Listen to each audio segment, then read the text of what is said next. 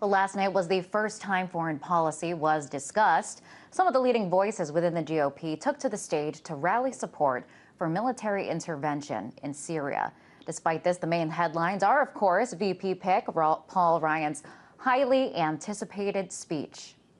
First, I think that the personal narrative part was the least effective part of the speech to me, because he did not feel very comfortable to me in the beginning of that speech giving it. As he got into it, when he got to places where it seemed like he felt more comfortable, which seemed to be more policy oriented. Tonight really belongs to Mitt Romney. What do we know about how he's preparing for tonight, Steve? We do know that he has practiced. You remember a poll report that came out on Sunday when he was in Wolfsboro, New Hampshire, at the residence there, that he was practicing at a virtual replica, same teleprompter, same distance on the teleprompter, working on the speech. We are told by the campaign he's a bit of a tinkerer. We hear there's a rumor that Clint Eastwood may show up. Can you imagine Dirty Harry speaking at this forum? Steps from me, Carol Costello. I mean, what a night it will be. Here's what I can tell you. Here's what I can confirm. That the Romney camp is telling CNN, yes, there is this mystery guest, so there will be all these character witnesses, you know, folks who've worked with Romney at Staples and during the Salt Lake City Olympics, and also when he was, you know, running the state of the governor of Massachusetts. But we cannot definitively tell you that Clint Eastwood is showing up. Here's all this hype when we have political figures pushing for the U.S. to get involved in another military conflict. Take Condoleezza Rice's remarks last night, and she wasn't alone. Senator John McCain also blamed the president for not doing enough in Syria and pushed for prompt military action. Dictators in Iran and Syria butcher their people and threaten regional security. When other courageous people fought for their freedom against sworn enemies of the United States, American presidents, both Republicans and Democrats, have acted to help them prevail. And some headlines in print suggest military intervention is precisely what's going to happen. Here's a look at a few of them. Obama threatens to invade Syria. The Syria foreign minister, according to the Syria foreign minister, U.S. is a major player in the civil war. From the Washington Post, France urges action in Syria, and Turkey to open new Syria refugee camps for up to 120,000. So it looks like the ultimate plan is to intervene militarily. Here is State Department spokesperson Victoria Nuland. As the Secretary said, when we were in Istanbul, we have to first of all look at on the hastening the day side, the effectiveness of what we are already doing, the ground situation that we are seeing, which is changing and evolving, and what more could be done by allies and partners to support the Syrian opposition. But how does the public feel about another military conflict? The polls say there isn't strong public support. Take a look at this poll. 63% of Americans favor multilateral economic sanctions. 58% support U.S. and its allies enforcing no-fly zones. 2/3 support the idea of enforcing safe havens inside Syria by the Arab League and Turkey. 48% favor sending weapons and other supplies to rebels. 47% oppose. Overall, little support for U.S. ground troop involvement. Well, to discuss U.S. foreign policy in Syria, I'm joined now by Cole Bockenfield, Director for Advocacy for the Project on Middle East Democracy. Cole, welcome. Thank you. So what do you think about those figures? Overall, it seems that Americans aren't overwhelmingly on board with the idea of direct intervention. Yeah, I think that's generally true. I think some of the comments that you see from Condi Rice and John McCain, it's interesting that those aren't reflective of the Romney campaign's position, that they're actually much further in front of him, and that his position is very consistent with the administration at this point. I don't think there's a lot of appetite for much more than we're seeing right now. Yeah, and as we just saw, we saw McCain and Rice really pushing for military intervention. McCain really criticizing Obama for not doing enough over there. And you could see, it was interesting, you could see the attendees of the event at the RNC. They seem to be on board, seem to kind of be in support, but you do not see the kind of passionate support years ago at the prior conventions where people were so ramped up and hyped about going into Afghanistan, going into Iraq. What do you think the reasoning is behind that? Do people not really understand the conflict in Syria because it's more complicated or not as relevant. What do you think?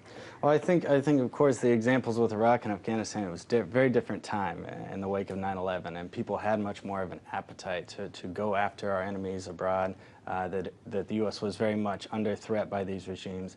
That's definitely not the case with Syria. It's a much more difficult case, and that's why even the proponents of intervention will much more likely point to humanitarian intervention rather than the existential threat of this regime to the U.S. or its allies in the region.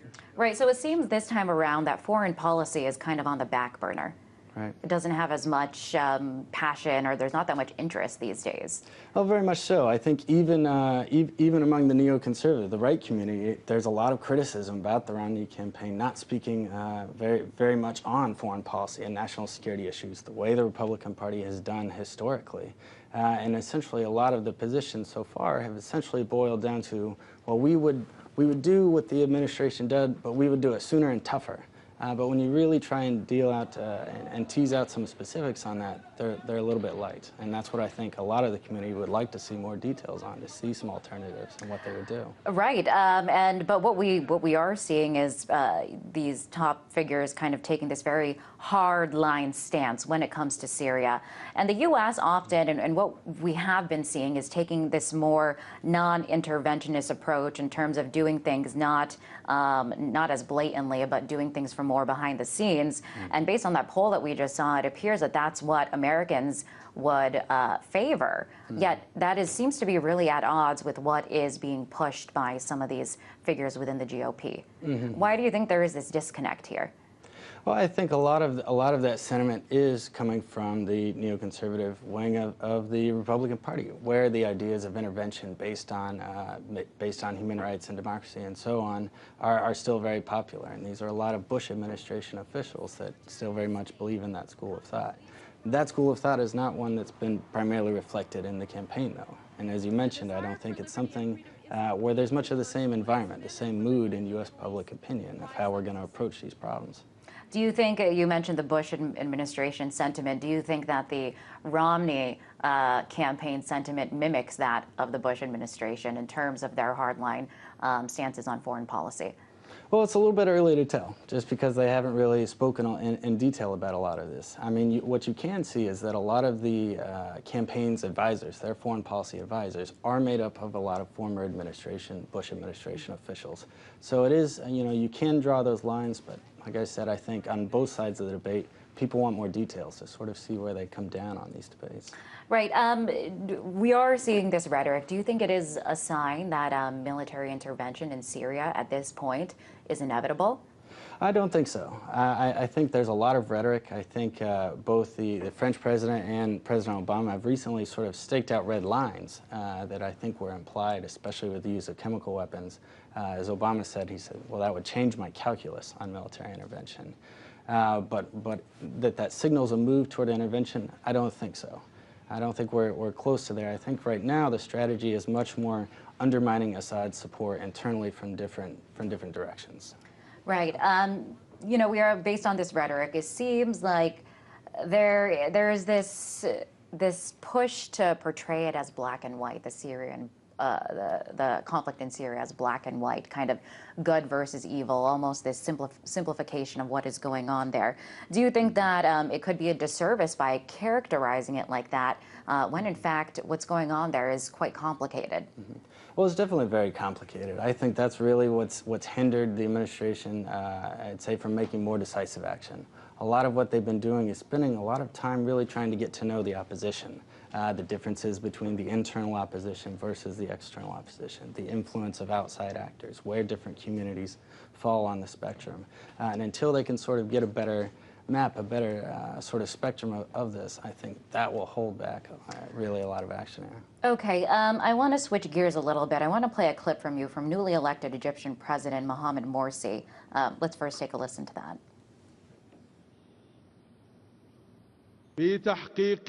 Our solidarity with the struggle of the Syrian people against an oppressive regime that has lost its legitimacy is an ethical duty and a political and strategic necessity.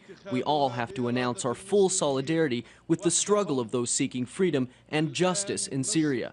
We must translate this sympathy into a clear political vision that supports a peaceful transition to a democratic system of rule.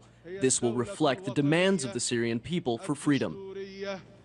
Okay, so we have very strong words there from this from Morsi. What do you think he meant by that? What exactly did he mean by that kind of support? Well, I think Morsi, of course, just until recently, until he came into power, he was on the side of the freedom fighters, the dissenters, and so on. So I think he's sending a message to the Syrian people that we're with you. And this is a very big shift, I think, for Egypt. And particularly having this message delivered in Iran, it will have a big impact. All right. Cole, thank you so much for coming coming into the studio. I really appreciate it. That was Cole Bockenfield, Director of Advocacy for the Project on Middle East Democracy.